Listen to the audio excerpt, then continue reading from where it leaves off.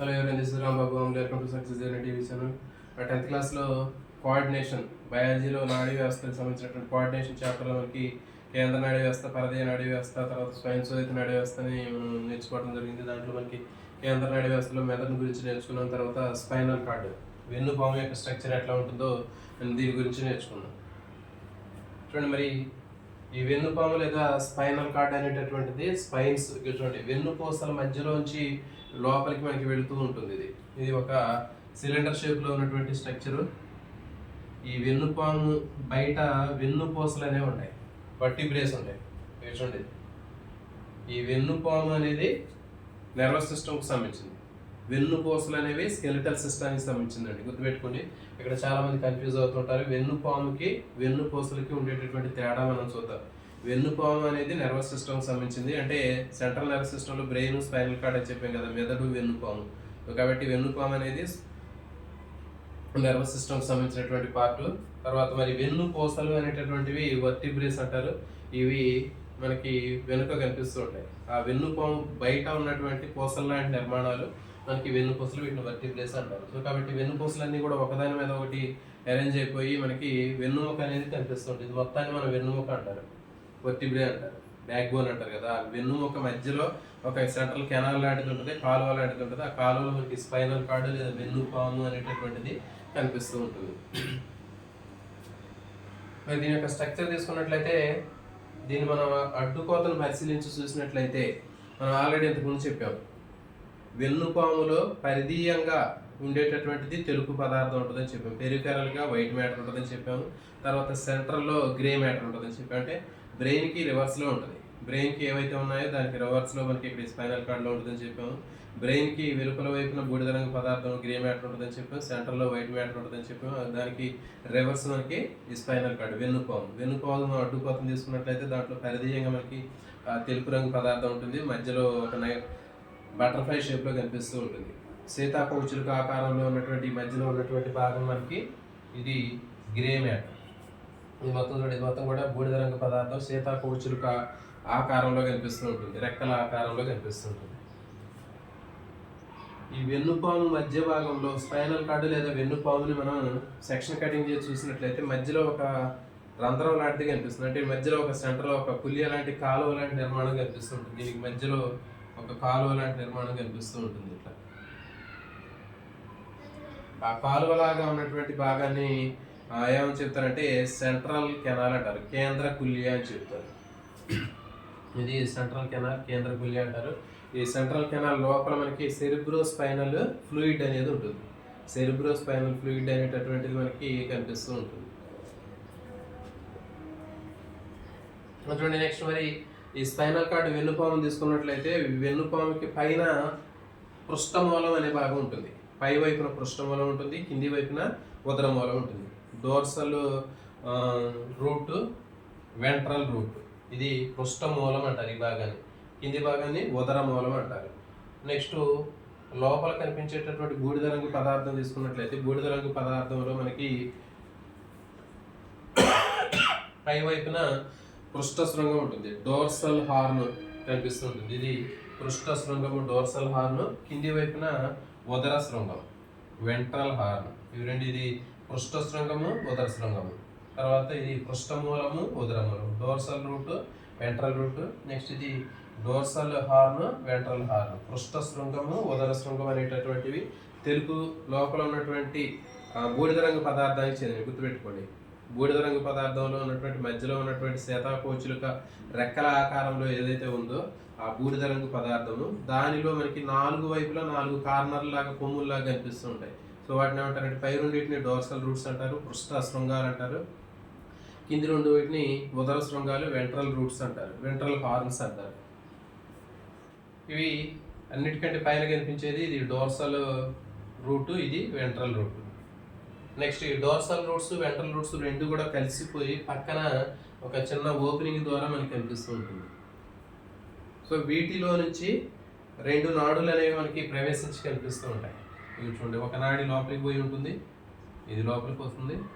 ఇంకొక నాడి లోపల నుంచి బయటకు వస్తుంది. లోపలికి పోయేటటువంటి నాడిని అభివాహి నాడి అంటారు, అఫరెంట్ న్యూరాన్. అభివాహి నాడి లేదా జ్ఞాన నాడి అని చెప్తారు. జ్ఞాన నాడి లేదా అఫరెంట్ నెర్వ్ లేదా సెన్సరీ నెర్వ్ అంటారు.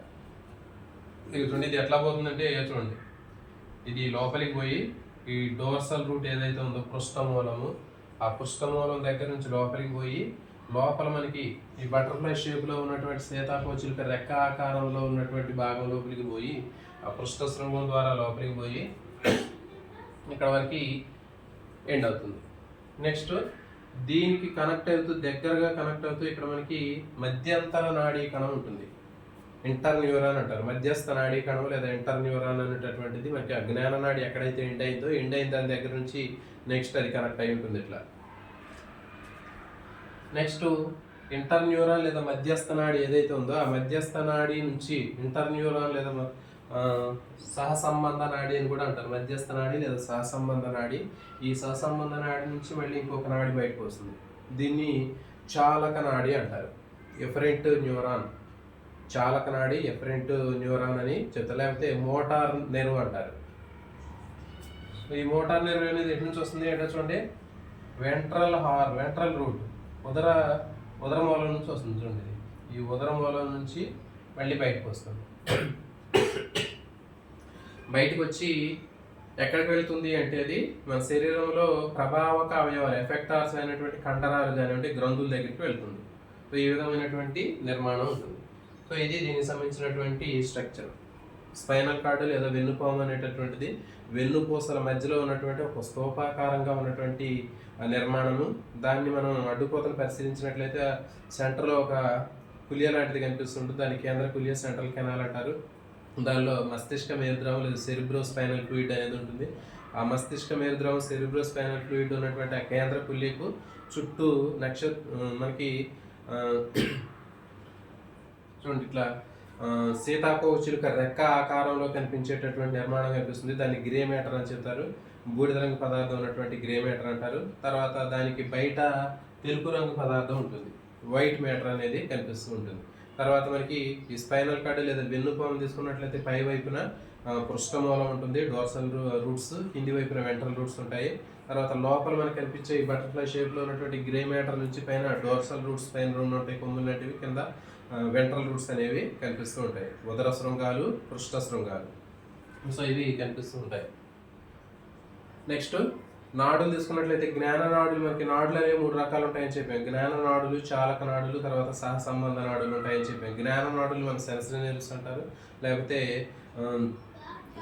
అభివాహి నాడులు అంటారు.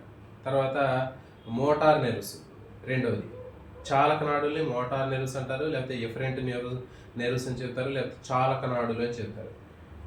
తర్వాత మూడవది మధ్యస్థ నాడులు లేదా ఇంటర్ న్యూరాన్స్ అని చెప్తారు. అసోసియేషన్ నెర్వ్, మధ్యస్థ నాడి, లేకపోతే ఇంటర్ న్యూరాన్స్ అని చెప్తారు. ఇట్లా 3 రకాలైనటువంటి నాడులు అనేవి మనకి స్పైనల్ కార్డ్ తోటి కనెక్ట్ అయి ఉంటాయి.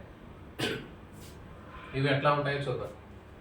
జ్ఞాన నాడి అనేది జ్ఞానేంద్రియాల దగ్గర నుంచి బయలుదేరుదండి. అంటే మన శరీరంలో ఉన్నటువంటి కన్ను, ముక్కు, చెవి, చర్మము, నాలుక ఈ భాగాల నుంచి జ్ఞాన నాడి బయలుదేరి మనకి చూడండి ఈ పృష్ఠమూలం అనేది ఏదైతే ఉందో డోర్సల్ రూట్లోంచి లోపలికి పోయి ఆ డోర్సల్ హార్లోంచి లోపలికి పోయి లోపల ఉన్నటువంటి గ్రే మ్యాటర్లో ఎండ్ అవుతుంది జ్ఞాననాడి, సెన్సరీ నెర్వ్.